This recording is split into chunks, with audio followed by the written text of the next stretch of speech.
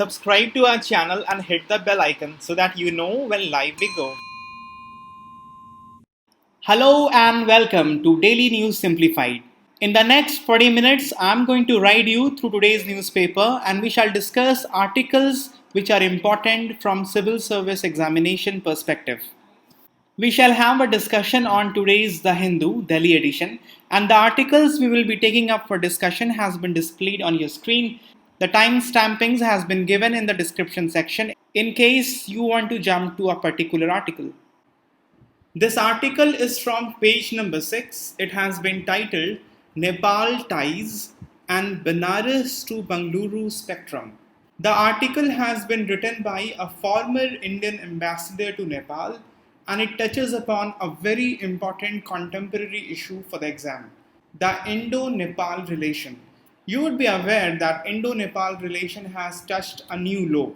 There is too much strain in the relation presently, and the developments that has happened recently, for example, the change in the constitution of the Nepal, the changes that they have made in their map, claiming some of the area of Uttarakhand, and embedding the new map in their national emblem. And some of the assertive administrative measures that they are taking concerning the ban on television channels which are running advertisements or feeds.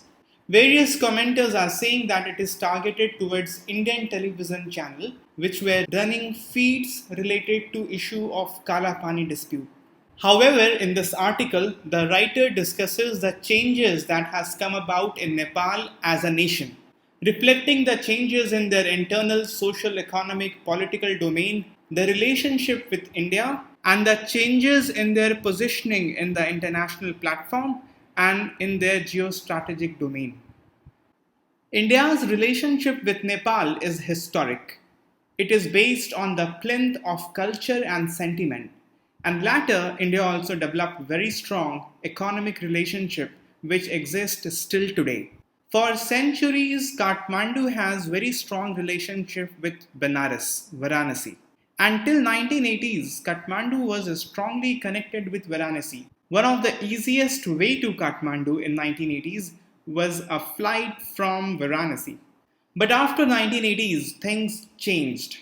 And today, one of the easiest flight to Kathmandu is from Bengaluru. Varanasi produced many leaders of Kathmandu. We used to export the intelligentsia of Nepal. But Nepal now is exporting its skilled software engineers to India. This change is very prominent for Nepal. And in this pictorial representation of relation between India and Nepal, there is hidden lot many stories. The story of the internal changes in the society of Nepal. It's important to understand what are those changes and how Nepal grew as a nation in order to understand the changing dynamic of India-Nepal relation. After 1950s, when the foreign power departed from Nepal, Nepal was a monarchy. And this monarchy had very strong pro-India sentiment. Because of the monarchy, globalization did not touch on Nepal and it will touch Nepal only after advent of democracy after 1990s. So Nepal had very poor integration with rest of the world and it had high dependence on India. So in this duration, Nepal overlooked some of the concern it had and the relationship between India and Nepal was always smooth. But as the nation will grow, when the middle class will become substantial proportion of the population, when this sentiment of nationalism will rise, then all the concerns will be brought back on the table. Nepal underwent transition as any nation undergoes, as US did, as India did, as China did, so will Nepal. And the transition first is towards democracy. Nepal became Democratic Republic in 1990. Nepal's exposure to globalization increased after adoption of democracy. Passports were given very liberally, international organizations started working in Nepal, NGOs, missionaries, investment from Europe also increased. So integration with the rest of the world grew at a very fast pace.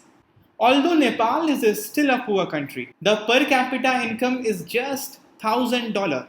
But still, because of the increased economic activity, because of fiscal upgradation, Nepali middle class was burgeoning, was growing at a very fast pace. And when middle class grow in any nation, they want to claim back the pride of the nation. When your economic needs are fulfilled, you look for other needs. And that need is the emotional need, the spiritual need, the need of being treated with respect.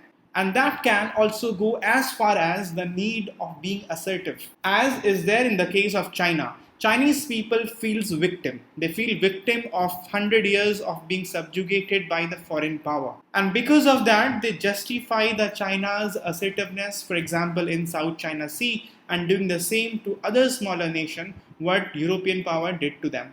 Nepal, limited by its geography and economy, will not go that far, but Nepalese middle class will definitely ask for the pride and respect. This has given rise to nationalistic feeling. Nationalism is one stage ahead of patriotism. Patriotism is love for your nation. But in nationalism, you not only love your nation, but you also feel superior to other nation, superior to other race. That is why nationalism is taken in a negative connotation. Nationalism creates the feeling between us and them. It creates a fissure in society. It creates more differences. And that gives rise to identity politics. In Nepal, there is a huge difference between the hilly people and the people living in the plain in the Terai region, the Madhesis, because Madhesis have a strong matrimonial relationship with people in Bihar and UP. And India very cautiously has cultivated this idea because matrimonial alliance, if you have read ancient history, was one way of creating friendship among the kingdoms. But now, because of this feeling of nationalism, they relate Madhesis with Indians and they are not considered to be as Pakka Nepali. But because India has a strong relationship with people living in Terai region, but of course India will vouch for their interest. And this created a huge difference among the Nepali leadership and Indian government during the formulation of Nepali constitution. India rightly asked the Nepali leadership to take care of the interest of Madhesis. But it was not done in a democratic way, in a humane manner, and in the manner and the way in which Indian government wanted it to happen. But when you start to become assertive, logic and morality takes a back seat. India's advice was taken as interference in their internal matter. And that became another incident that radiated anti-India sentiment in Nepal. Nepal, long back after opening up to the world, started for looking options beyond India. Nepali students have reached up till Southeast Asia, even in Europe for studying. They also have investment coming from Europe. Qatar Airlines is the largest airline operating in Nepal. Nepal also have infrastructure projects run by Italian companies. So as any nation goes beyond the traditional relationship, as India also did, India had very close relationship with Russia. Then India explored more and developed a relationship with US. Recently, India also has developed a very strong tie with Israel. This is a natural progress of any nation. So this is how the relationship of India and Nepal also should be looked at. And India, recognizing this, should recalibrate the relationship with Nepal. Let us quickly discuss the changes that has come in the nation of Nepal. Nepal became democratic republic after 250 years of monarchy in 1990. In 2008, the monarchy was removed altogether. With the advent of democracy, the process of globalization gained steam. Nepal became well connected with the rest of the world and Nepalis began looking for work opportunities globally, all the way till Europe.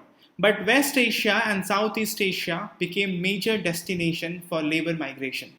One positive that Nepal had because of this process was development of a cosmopolitan nature of Kathmandu. Nepali citizens coming from various parts of the world brought many ideas into their homeland. Also, there were international non-governmental organizations working in the country. There was increased footprint of Christian missionaries as well. In 2019, one-fifth of Nepal's population were living abroad and 30% of Nepal's nominal GDP was contributed by remittances. Globalization really propelled the economy of Nepal and that gave rise to increased middle class population in Nepal. The rise of middle class give rise to two things. One is the demand of basic services and the other is the growth of nationalism. Because middle class can spend more, they demand for better education and health. This led to development of institutions of higher learning at home itself. The young leaders of Nepal are not educated in India. And because of this lack of common collegiate roots, there is an absence of bond which previous generation naturally had. The leaders of the previous generation had better understanding and even empathy regarding the concerns raised by India. But that would be missing in the present young generation and the generations next to come. And the nationalistic feeling which naturally will grow if seen in this background, we would understand better why Nepal does not share that special relationship with India anymore. Nationalistic feeling not only grew in Nepal, it became deeply ingrained in bureaucracy, in academia, in media, and politicians use nationalism for their personal gain. That is what the present Prime Minister KP Sharma Oli is doing. However, there is no denial of the fact that anti India sentiment existed in Nepal since long, and Mr. Prime Minister is only tapping onto that. Let's quickly look at why there was persisting and recently rising anti-India sentiment in Nepal. It is true that large majority of Nepalese people are dissatisfied with India. They think that they have been treated unfairly by Indian rulers. The seed of dissatisfaction was sown in the Treaty of Peace and Friendship on July 13th, 1950. Nepal and India signed the Treaty of Peace and Friendship, and that was accompanied by many secret letters defining the security relation between the two countries. In the treaty, India gave the concept of a special relation. But Nepalese people saw this as Nepal being kept subservient to India, under the suzerainty of India, under the sphere of influence of India. They saw it as impinging on their sovereignty. And this created a deep grudge in the Nepalese people. But they have kept quiet for a long, long time. But you know that it never goes. It is always there, and given the opportunity, they will show it. That is why many geostrategists suggest that India must seriously consider renegotiating this treaty or altogether giving it up. Another point of dissatisfaction among the Nepalis is India's encouragement of cross-border marriage among the people living on either side of the border, contributing to weakening of ethnic bond inside the Nepali society, while creating an ever-widening network of cross-border matrimonial alliance. India's strategy was seen based on roti and beti, bread and daughter. And Nepalese has seen this as hindrance in development of a nation state of Nepal. Because cultural integration has been restricted among the hilly tribes and the tribes living in the plain, because tribes living in the plain have come closer to India rather than other ethnic tribes of their own nation. Another reason for anti-India sentiment is perception in Nepal that India wants to capture Nepal's natural resources, including water resources. From the days of Koshi and Gandak agreements, this feeling has taken root in Nepal. And India also has failed to create an exemplary model of mutually beneficial projects in water resource sharing. In 1990s, India saddened the Nepalis by allegedly taking the side of Bhutanese government. Bhutanese government in 1990s did ethnic cleansing. They evicted hundreds of thousands of Bhutanese of Nepalese origin. And India refused to shelter them on Indian soil, compelling Nepal to host them for over 20 years. And those migrants had no choice but to migrate to the foreign lands. The memory of that exodus is still fresh in the psyche of Nepal. Nepal also has alleged that India has encroached upon their borders. Their most important contention is Maheshpur in the east and Lepu Lake in the west. The incident that radiated anti-India feeling in Nepal in the recent time was the alleged blockade of essential commodities for 3 months that India did in 2016, although officially India has never accepted that we did any blockade of that kind.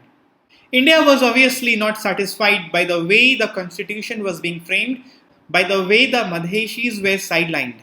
But following the principle of Panchsheel, India never ever interfered in the process of framing of Nepal's constitution. These are some of the important reasons that has ultimately culminated into such a strong anti-India feeling that the country has done constitutional amendment to take an assertive stand against India. Despite the huge material assistance which India has committed so far to Nepal, the contribution that we had in the Nepal's democratic struggle, the general Nepalese feeling of India's hegemony of keeping Nepal subservient to India has outweighed all our goodwill, all our gestures for Nepal. Now we understand why there is anti-India sentiment in Nepal. And now we understand why Madheshis are being discriminated upon. They are just a victim of identity politics that has stemmed out of nationalism. Madheshis are seen as Indian and they have been discriminated upon. They have not been given the legitimate representation. They were sidelined during the development of Nepal's constitution. Nepal started to look beyond India long back. Although still two-thirds of external trade of Nepal is with India, but the investment option of Nepal is varied. Multilateral development banks are by far the biggest lenders to Nepal. European Union is one of the largest donor in the form of aid to Nepal. As I have mentioned before, Italian companies are taking up water pipeline projects in Kathmandu. Major investor in the telecom sector are the Malaysian companies. The largest international carrier in Nepal is Qatar Airways. So from Europe to West Asia to Southeast Asia, Nepal has developed its roots far and deep.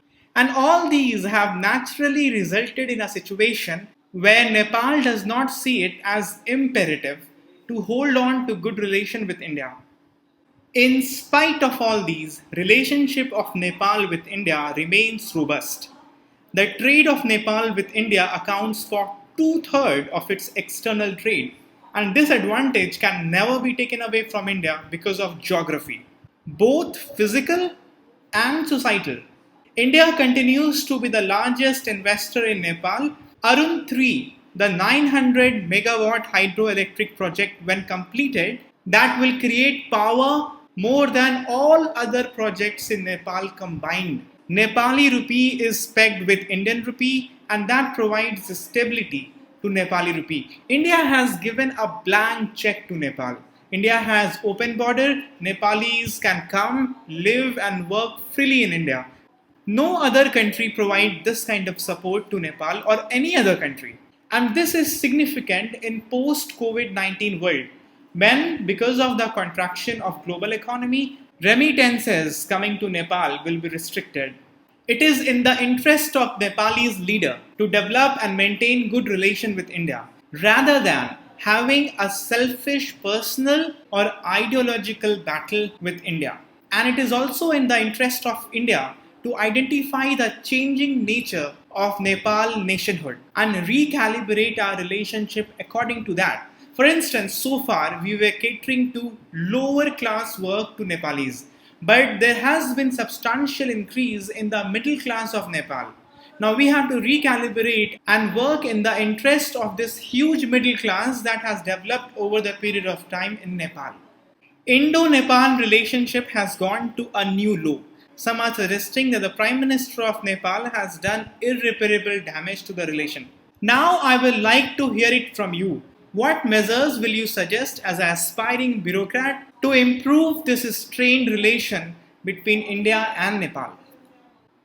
This article is from page number 7, titled For Better Conditions of Work. See, COVID-19 has pushed world and India into economic crisis. And the only way to come out of this economic crisis is to turn it into an opportunity. We need to identify the various bottlenecks in our economic system and rebuild our economic structures to ensure faster, sustainable, and more inclusive growth. One of the critical bottleneck in our economic system is plight of urban migrant workers.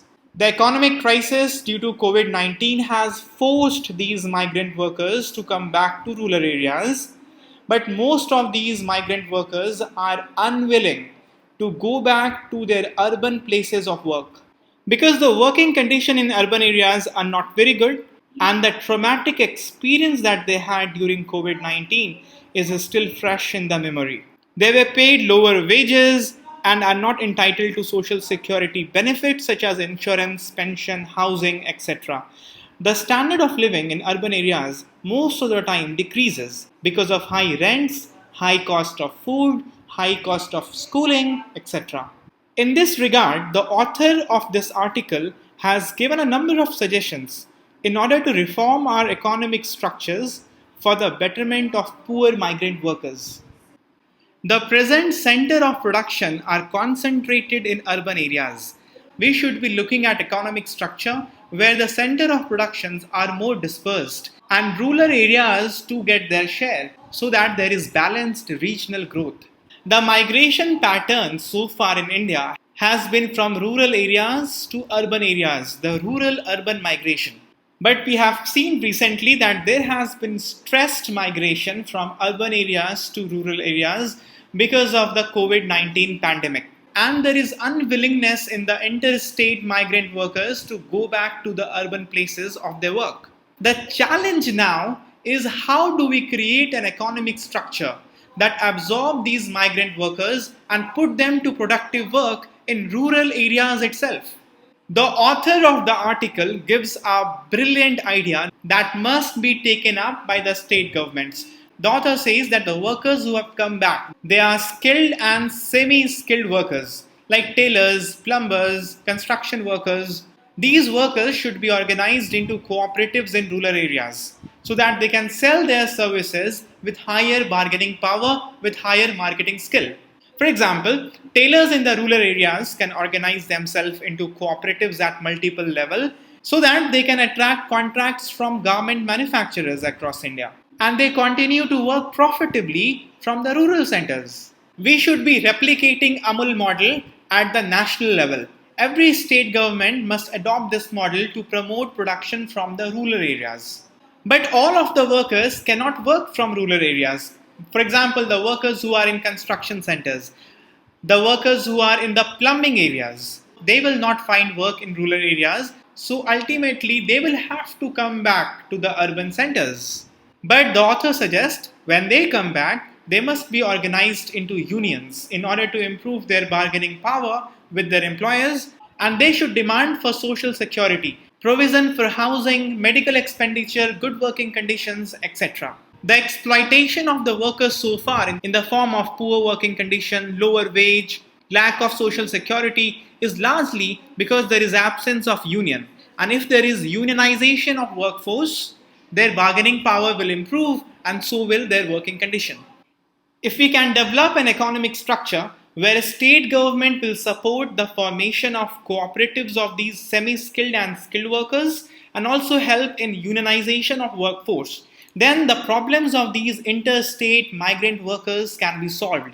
The problems such as distressed migration from rural to urban areas, and you have read it in society paper in Polity, the problem that these migrant workers face, the problem of living in slums, the problem of having lower standard of living, feeling alienated in urban society because they are not organized into collectives and they are exploited both financially and politically. If we could develop such an economic structure that will also influence our economic policy and the model of growth that we will adopt. Because the center of production are concentrated in urban areas contribute to around 63% of India's GDP, and that is expected to increase to 70 to 75% in the coming decade. So the economic policy and the model of development is skewed towards industrialization and development of urban areas rather than having a balanced regional growth, reducing the Gini coefficient and regional inequalities. Our focus is overtly on GDP growth numbers. We set the target of ease of doing business, but we do not set the target for happiness index or rule of law index, or indices related to environment protection.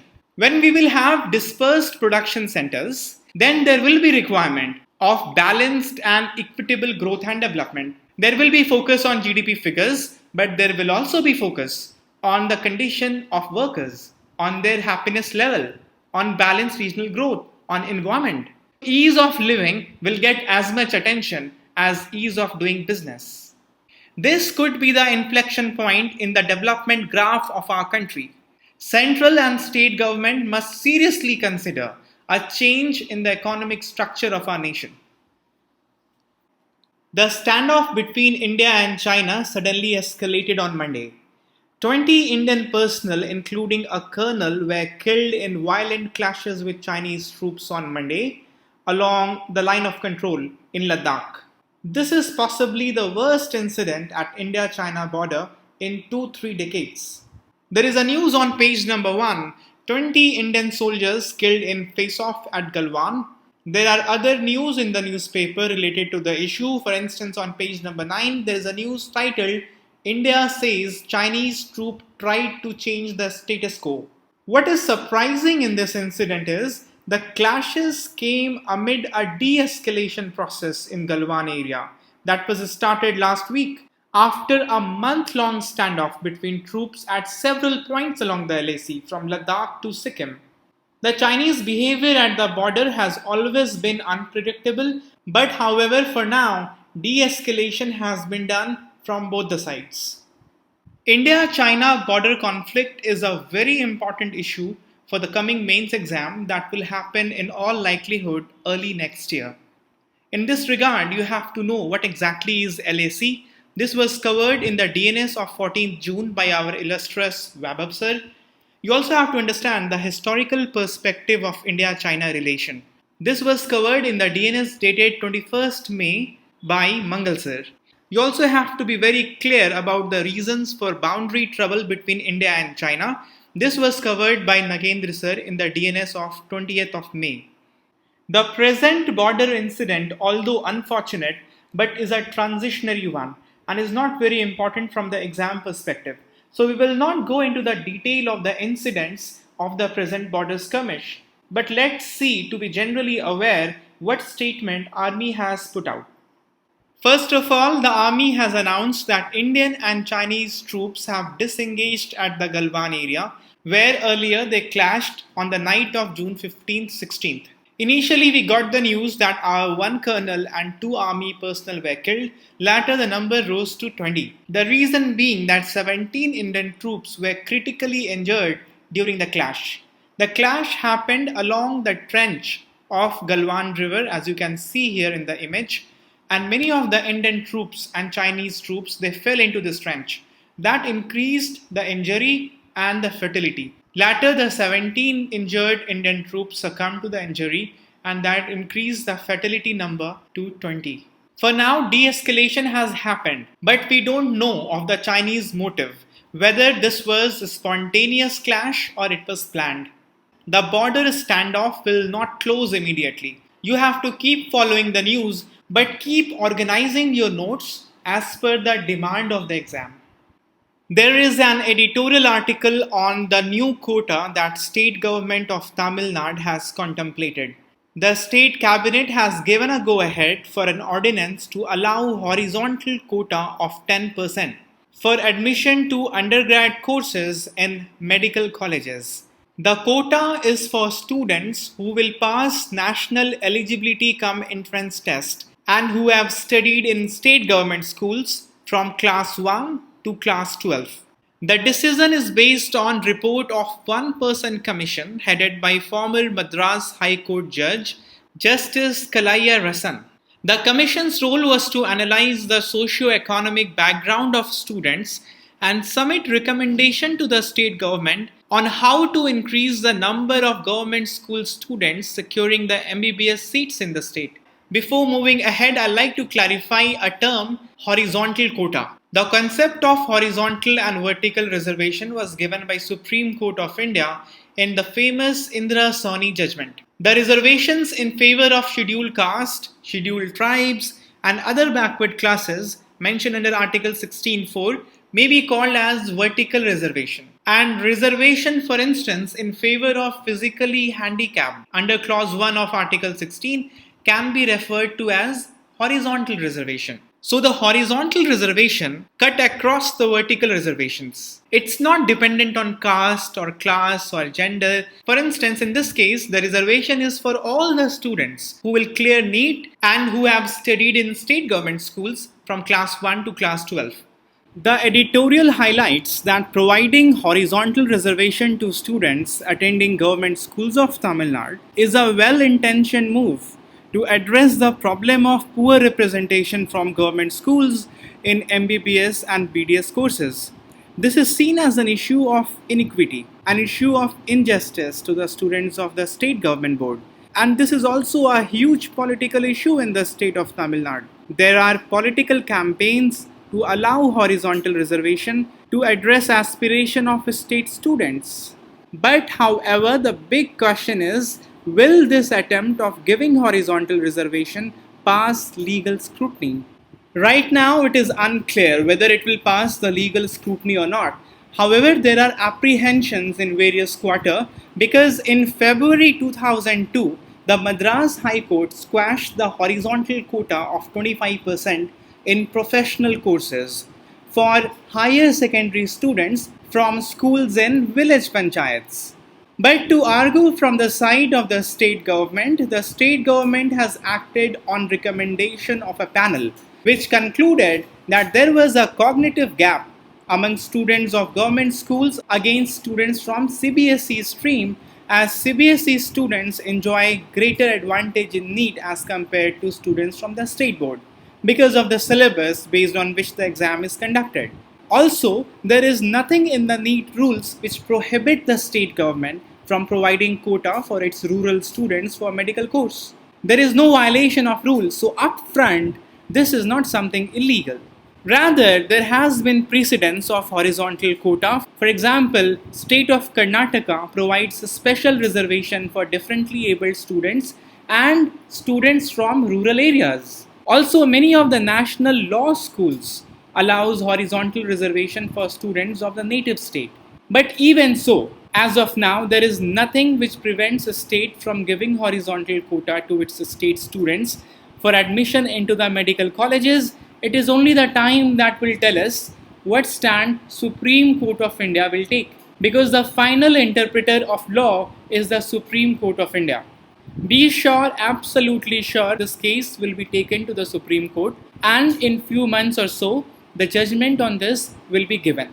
You have to keep a track of it. Right now, we cannot say whether it will be squashed or not. Just like the case of a state election commissioner of the Andhra Pradesh, we didn't know which way it will go, but the High Court has squashed the decision of the state government of Andhra Pradesh to remove the incumbent state election commissioner. Similarly, this is also in grey areas. There are arguments on both the sides which you should be aware of, but you have to keep an open mind and you will take a stand according to the judgment of the court. The long-term solution to all these problems, of course, lies in quality school education.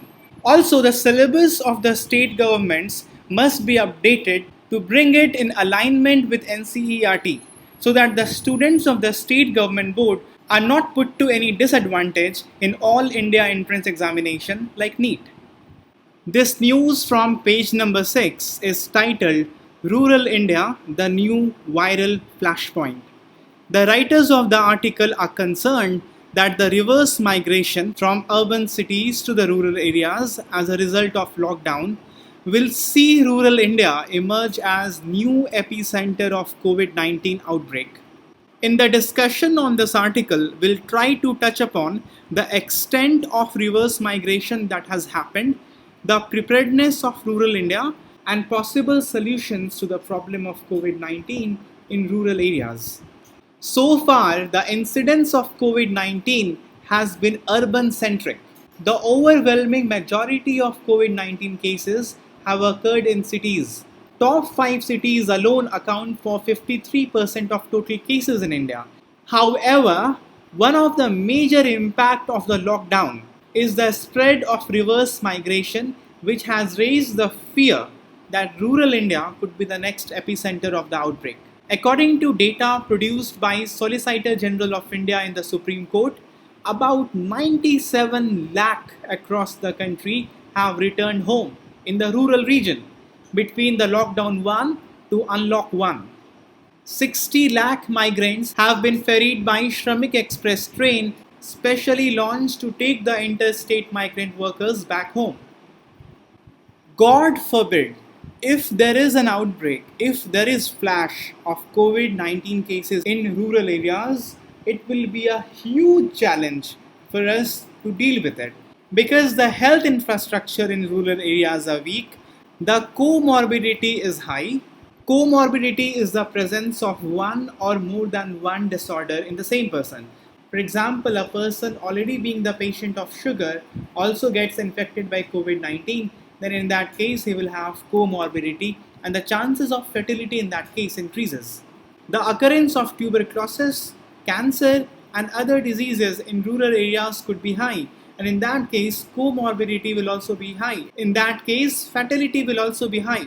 There is already problem of undernutrition and there is a question on immunity of people in rural areas. There is shortage of trained health professionals, inadequate testing facilities, inadequate quarantine facility, and it will be difficult to practice social distancing in rural regions because people are not used to that kind of way of life. The danger of rural areas becoming epicenter of COVID-19 is real. Also, the states that have sourced majority of the migrant workers are states like Uttar Pradesh, Bihar, Jharkhand, Madhya Pradesh, which already have poor health infrastructure. There must be some preparedness on all the states and especially these states which has got more migrant laborers before the pandemic at any scale emerges in rural areas. COVID Rapid Response Team has suggested local authorities to focus on stepping up the health infrastructure in rural areas. But the health infrastructures as such cannot be improved overnight. But the local administration in rural areas can swing into action and take some steps, like social vaccine. Social vaccine refers to a series of social and behavioral measures that government can use to raise public consciousness about unhealthy situation. It is basically a process where people are organized in order to enable them to think collectively and act upon their development. It basically targets the behavioral change of people and is supplemented by information, education, and communication. So, social vaccine must be injected through print, radio, and electronic media about the necessary behavioral changes needed to be adopted to deal with COVID-19, for instance, wearing of masks and social distancing. The local administration must ensure that the message is well disseminated through local language. So far, the quarantine strategy has not been very well developed in rural areas, but there must be some limited quarantine facility for those coming from red zone. Field hospitals must be quickly developed in some of the rural region, and a team of health professionals, mostly younger people who will be less vulnerable to COVID-19, must be prepared. Digital India has set up base for telemedicine in some of the rural region which are well connected by nearby city and already has some digital infrastructure. The crisis of COVID-19 can be used to push further telemedicine infrastructure in rural areas and use it not only to deal with COVID-19 but also as a strategy for economic development in rural region. Let's hope and pray that the crisis does not enter into the rural region, but at the same time administration must be prepared for the worst to come. With this, we have come to the end of the discussion. The topics that we have discussed are mostly main centric. So we will not be doing the prelims pointer today, but I'll be giving you questions based upon smaller news in the newspaper, in the DNS quiz, and little bit of information in the solution. So make sure you go through the DNS quiz to judge how much you have absorbed from this discussion, and that will also act as a revision to this discussion, and also some of the other news of the newspaper will be covered in the form of question. Now let us do question for the day. Yesterday's question was, which of the following statements are correct about Vandhan Yojana? Statement 1 was the nodal ministry for its implementation is Ministry of Environment and Forest, which is incorrect because the nodal ministry is Ministry of Tribal Affairs. The second statement was it aims at promoting minor forest produce centric livelihood development, which is absolutely correct. That's what the basic aim of the Yojana is. So answer would be B. Today's question is Lonar Lake, which is a national geoheritage site, is famous for which of the following? It is crater lake formed on a crater that was created by an asteroid collision with Earth. Second statement is it has a unique glass formation on its bed, a feature that is seen only on craters of moon. Options 1 only, 2 only, both 1 and 2, neither 1 nor 2. With this, we have come to the end of the video. I'll once again remind you to sincerely attempt the DNS quiz. Goodbye, take care.